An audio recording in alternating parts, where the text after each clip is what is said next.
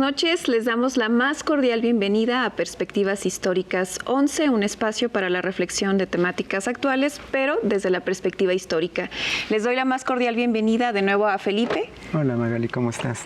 Muy bien, muchas gracias. Y a la doctora Olivia Gal, muchísimas gracias por estar acá. Muchas gracias por la invitación. Gracias. Bueno, pues para iniciar la discusión del programa de hoy, los invitamos a ver esta cápsula.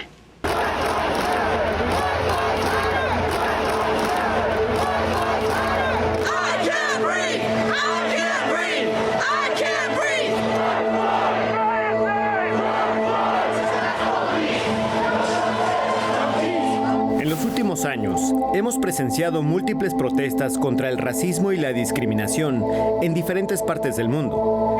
En Estados Unidos, el movimiento Black Lives Matter trascendió el espacio nacional en una especie de marea que buscó cuestionar los relatos de la historia de bronce, al denunciar a figuras de la identidad nacionalista en un cuestionamiento al colonialismo, el racismo y la esclavitud.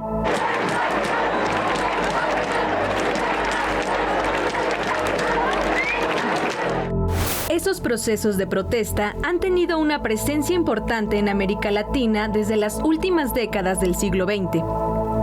Los indígenas y comunidades afrodescendientes de la región han desarrollado diferentes mecanismos en defensa de sus territorios, cultura y formas de vida, así como de denuncia contra la discriminación por su condición étnica.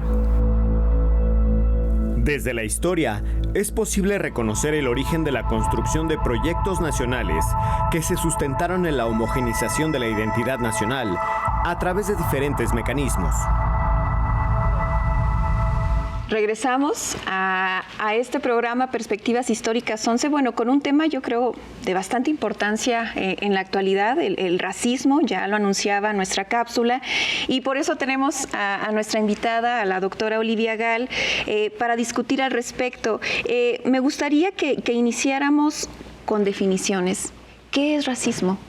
¿Cómo lo explicamos? Bueno, el racismo, mucha gente cree que el racismo ha sido un fenómeno de toda la historia de la humanidad y que cualquier forma, digamos, de discriminación, inferiorización, maltrato extremo de unos pueblos contra otros, sobre todo inferiorización, se llama racismo. Y eso no es así, porque la verdad es que en la historia de la humanidad lo que sí ha habido, y eso ha sido casi permanente y todavía, es lo que se llama etnocentrismo, es decir, el hacer inferior a otro por su cultura, por su diferente identidad, porque tiene una verdad identitaria distinta. Ahora, el racismo nació hace como 250 años aproximadamente, fines del 18, principios del 19, y le agregó al etnocentrismo otro argumento muy contundente, que fue, es que no solo son inferiores por su cultura,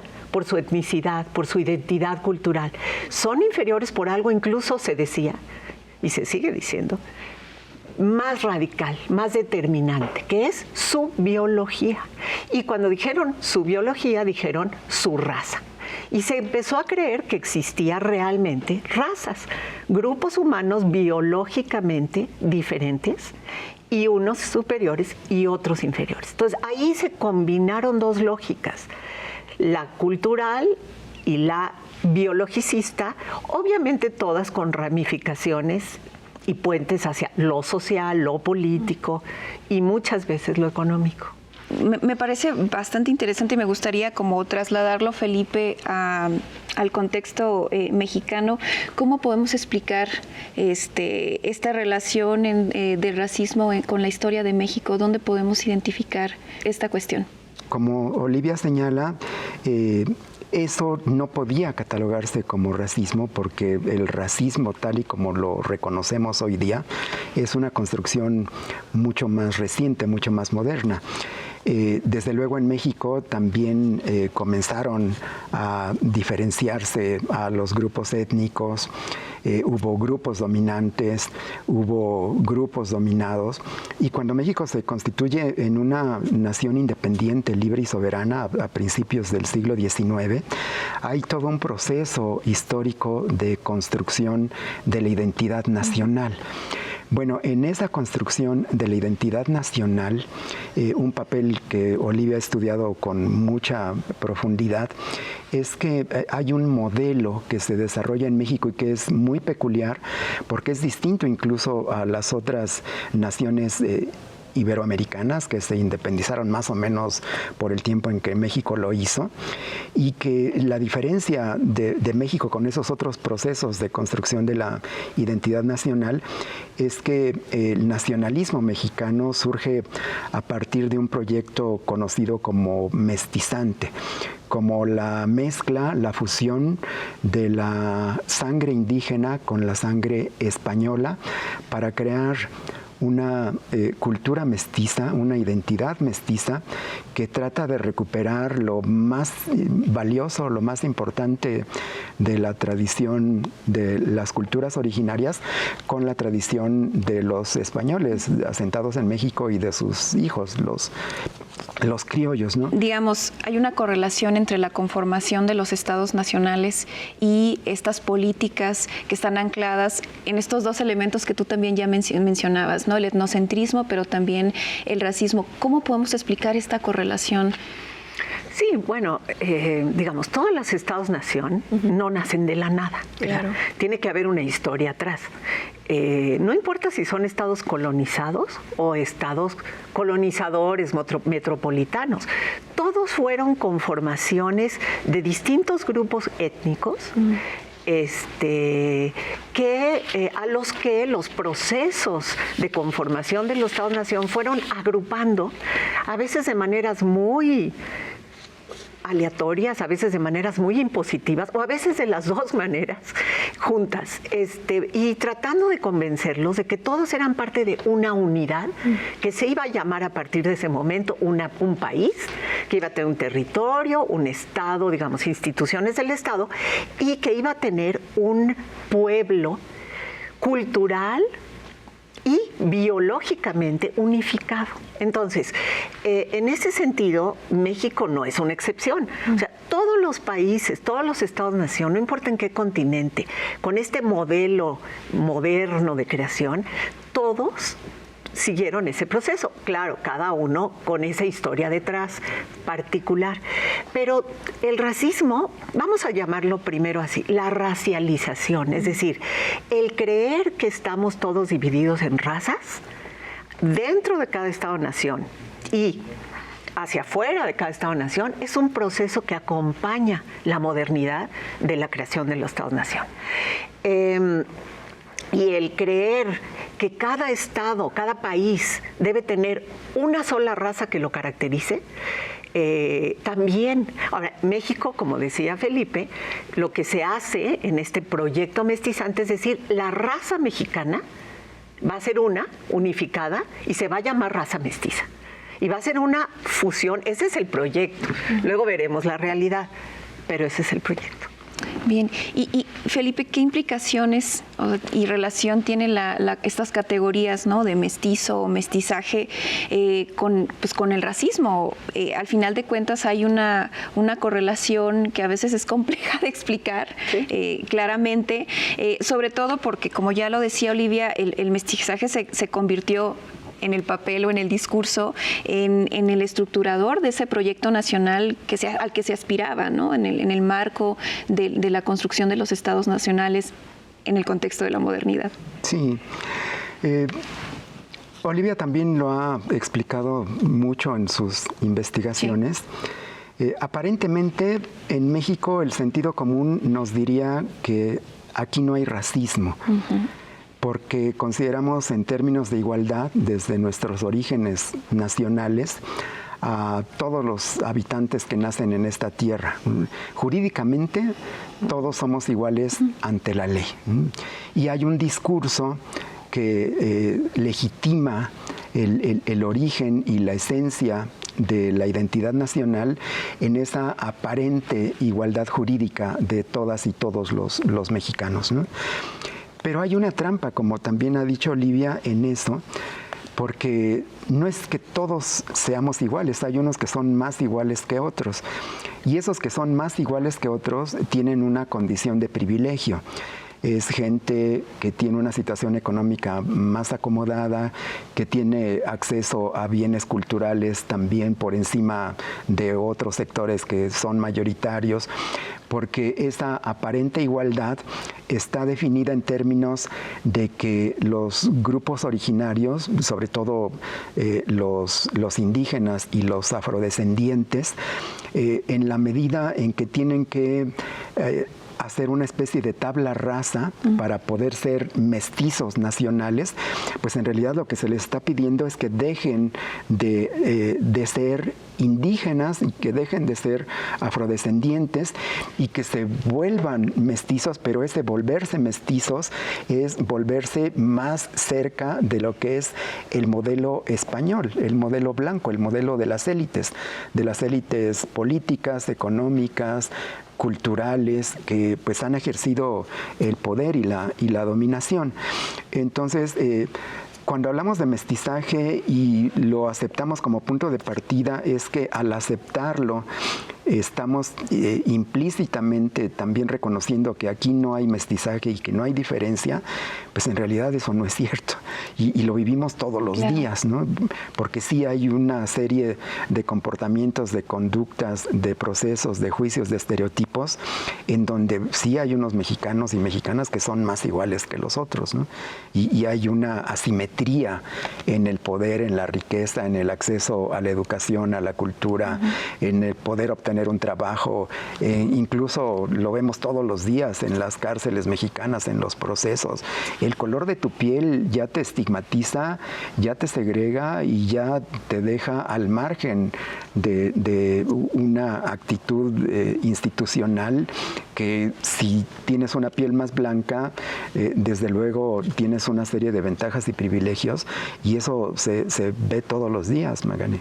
Sí, claro, definitivamente. Y bueno, para seguir entendiendo el tema del racismo, les invito, Felipe, Olivia, a que veamos la siguiente cápsula. En México permeó fuertemente la idea y proyecto del mestizaje desde su origen.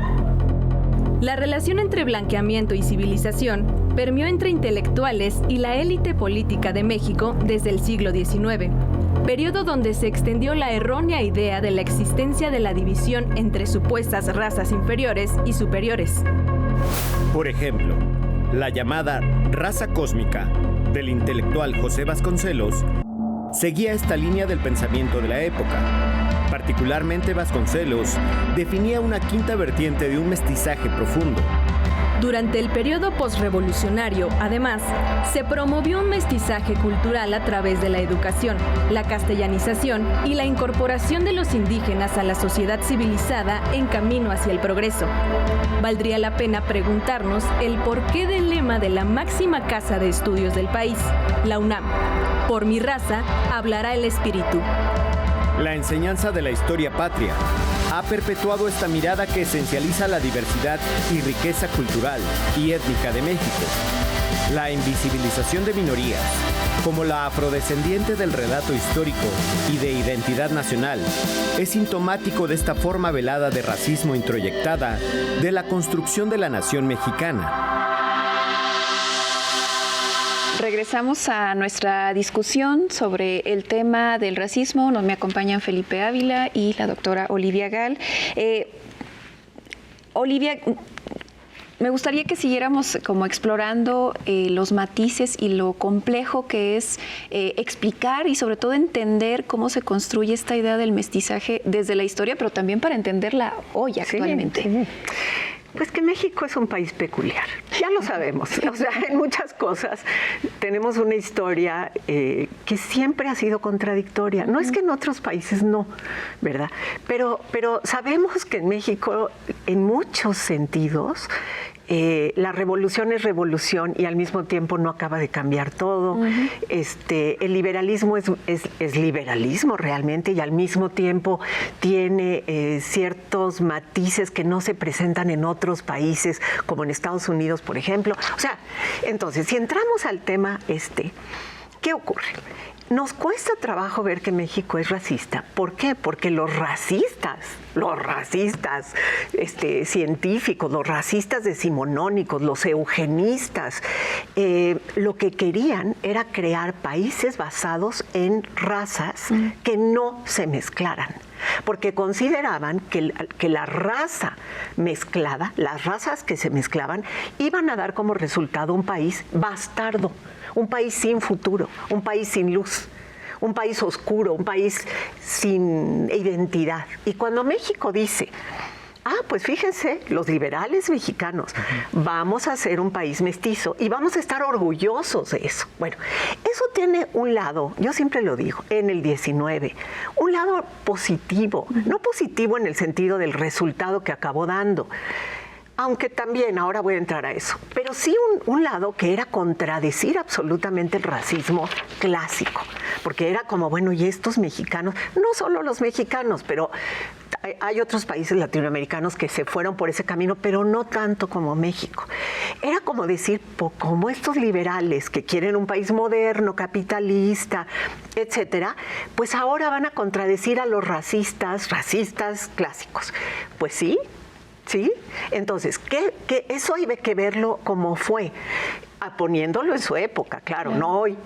Y entonces es como decir, no vamos a condenar la mezcla, no vamos a condenar que una parte fuertísima de nuestra identidad biológica, se dice, y cultural, es la que viene de pueblos originarios. No solo no la vamos a condenar como se hizo en Guatemala, como se hizo en Argentina, como se hizo en Chile, que se fueron a exterminar a los pueblos indígenas. Bueno, en Guatemala no podían porque eran 90% del país, pero bueno, sino que vamos a decir, incluso desde el plan de Iguala, el acto de independencia y el acta de independencia, ¿qué sanciona? Que a las naciones originarias de este país que no tuvieron uso de la voz durante 300 años, las vamos a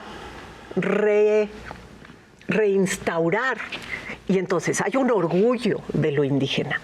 Y uno puede decir, bueno, sí, pero luego, ¿qué pasó? Como dice Felipe. Pero digamos, no hay que dejar de leer que este proyecto era bastante antirracista en ese sentido. Tampoco decía, los indígenas son, por su biología, tan inferiores que no hay manera de sacarlos de ahí. No. Lo que se decía era los indígenas que por 300 años fueron oprimidos, pues ahora están en una condición inferiorizada porque los maltrataron tanto, y lo que hay que hacer es ayudarlos, ¿verdad?, a través de la integración con todo lo demás, a que sean plenamente mexicanos. Y también es así, como Felipe dijo, que desde el punto de vista jurídico no se dice, ellos no tienen los mismos derechos que los criollos, que los mestizos, que para principios del 19 ya eran, según los censos que había en ese momento, entre 25 y 37% del país. No se dice, ellos no tienen los mismos derechos. No, sí, todos. En Estados Unidos no. Claro, el racismo en Estados Unidos, el racismo en Brasil, el racismo en Argentina, en Bolivia, en Chile y en otros países no da derechos iguales a quienes se considera racialmente inferiores. Entonces México tiene estos claroscuros. Y por eso nos ha costado tanto ver el racismo en este país. Claro, definitivamente. Y ahí lo engarzo, porque yo creo que estamos hablando también en clave de construcción de una identidad nacional, ¿no? Y cómo el mestizaje es fundamental para construir esa identidad. Y te quisiera preguntar, Felipe, ¿qué papel juega la historia en construir, ¿no?, ese discurso en torno al nacionalismo, pero también amparado y anclado en este proyecto de mestizaje? Juega un papel fundamental porque desde el siglo XVIII las élites criollas se dieron cuenta de que era necesario crear un modelo de identidad que tenía que partir de la recuperación del pasado indígena prehispánico, que seguía vivo, seguía actuante, era el grupo étnicamente mayoritario de la sociedad novohispana, y porque contaron también con un elemento poderosísimo de identidad nacional a partir de la figura de la Virgen de Guadalupe, que es una virgen morena.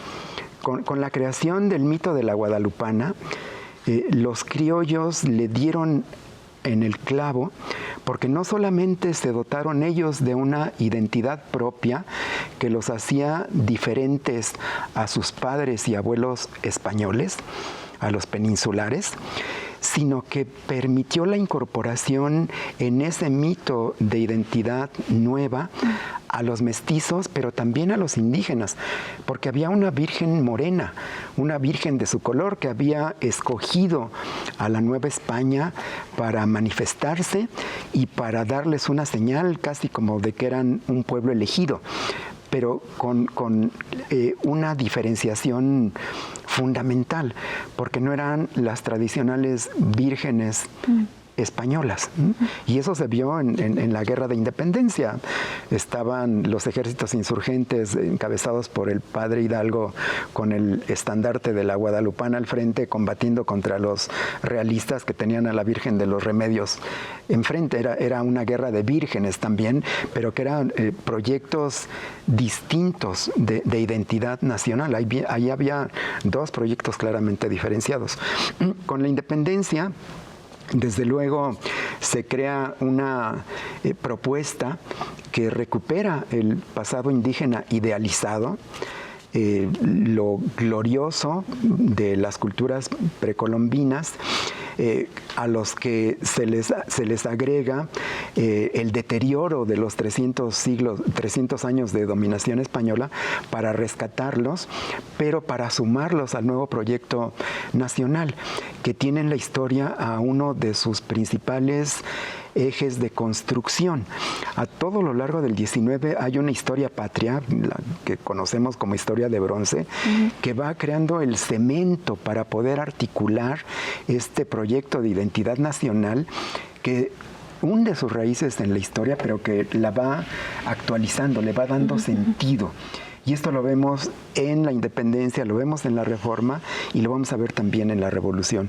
La utilización de la historia para este proyecto de identidad nacional es fundamental. Sí, y Olivia, recuerdo mucho un pasaje de uno de tus libros donde reflexionas sobre la figura de Vicente Guerrero. Y esto lo enlazo porque al final de cuentas la enseñanza de la historia, en general la educación cívica, etcétera, creo que es fundamental justamente para cimentar todo esto que tiene que ver con la identidad nacional. Pero eso difumina, ¿no?, los matices y las complejidades, ¿no?, del propio pasado. Entonces, ¿qué podemos reflexionar? Bueno, es que es muy buena pregunta, porque justamente, o sea, entonces, un proyecto de construcción de la identidad nacional que aparentemente no es racista, que aparentemente es muy integrador, que viene de la tradición criolla, que supo unir mestizos indígenas criollos, ¿no?, pero que empieza en el 19 cada vez más a invisibilizar, bueno, a algunos, a los afromexicanos. Digo, María Elisa Velázquez va a estar aquí, no me voy a extender, ella es la experta, pero ¿qué hace el proyecto de país? Lo que hace es decir, ustedes ya no son esclavos, son seres libres, son ciudadanos mexicanos y por lo tanto, como diríamos hoy, ahí se la ven. O sea, que les vaya bien, mézclense, que les vaya bien. Claro, no los van a proteger ya como un grupo diferenciado que viene de una situación brutal, ¿no? No. Entonces, lo que ocurre es que el mestizaje, este proyecto mestizante mexicano, no incluye a los afrodescendientes, como si los que fueron liberados hubieran regresado a África, y no fue así. Lo que realmente ocurrió fue que se fueron mezclando, y hoy por eso, bueno, hay un porcentaje de la población que sigue diciendo somos afromexicanos, pero ya no tanta como había, porque sí hubo mezclas, bueno, por un lado. Y entonces a Vicente Guerrero, ¿qué es lo que ocurre con la historia de bronce? Pues que no se le ve y no se nos enseña a los niños y más que a los niños, a todos, no se nos enseña que él era hijo de un hombre afrodescendiente y de una mujer indígena. Lo que se dice es Vicente Guerrero era un hombre humilde, venía de una familia humilde. También con Morelos, Morelos también ahora cada vez se sabe más que tenía una parte suya, era afrodescendiente, pero no se nos cuenta eso. ¿Por qué? Porque en la historia del mestizaje mexicano solo hay dos raíces, solo hay dos orígenes. Los indígenas, además se les agrupa en un mazacote a todos, claro, y los españoles. Los afrodescendientes no existen. Ahora, ¿qué se hace con los indígenas? Lo que se hace es decirles a los indígenas, ustedes mézclense con los criollos. Y ustedes acriollícense, digamos. Bueno, no. Ustedes occidentalícense cada vez más. Y en ese sentido, lo que se dice es, ¿quieres ser plenamente mexicano? Y eso la revolución todavía lo hace más. Entonces, mestízate. Si no te mestizas, si sigues queriendo tener identidades diferenciadas, indígenas, ¿sí? Pues no puedes ser plenamente mexicano. Entonces, por un lado, somos aparentemente no racistas, por otro lado, borramos a los afromexicanos y a los indígenas les mandamos el mensaje de ser mexicano es sinónimo de ser mestizo. De hecho, hoy mismo la gente no distingue muy bien. O sea, la gente no llega, cuando tú llegas no le pones un micrófono y dices, ¿tú cómo te defines? Y la gente automáticamente te dice, soy mestizo. Claro. No, la gente te va a decir, soy mexicano, si no es indígena. Si no es indígena, ¿sí? Pero, ¿qué significa para la gente? Y es un estudio que está por hacerse, ser mexicano. ¿Significa ser mestizo? Pues eso es lo que nos formaron para eso. Claro. Ahora, cómo está operando es lo que es interesante. Pues muchísimas gracias, Olivia. El tiempo se nos ha acabado. Les agradezco muchísimo que pongamos sobre la mesa este tema que creo que es de vital importancia en la actualidad. Y a ustedes les agradecemos muchísimo su presencia con nosotros y les invitamos a una emisión más de Perspectivas Históricas 11.